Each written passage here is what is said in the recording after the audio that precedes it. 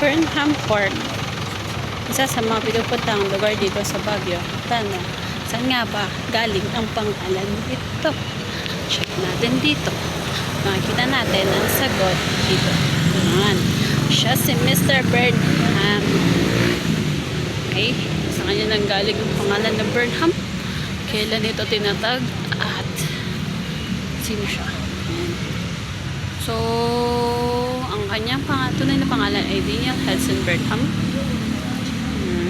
Yan ang kanyang bust. Siya galing sa Amerika. Siya ang nag-design. Siya gumawa siya ng pattern ng park na to. Siyempre, para maging main park. Kaya, pinangalanan na Burnham Park. Tapos, ito ay kinonstruct noon pa. As of kailan? Parang I think hindi lang ako makita na year kung kailan siya na-construct.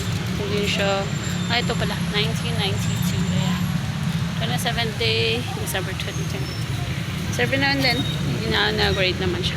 O, diba? Kaya kailangan magdaka saan galing ang pangalan na Burnham, kundi kay Mr. Daniel Hudson Burnham. Yan lang!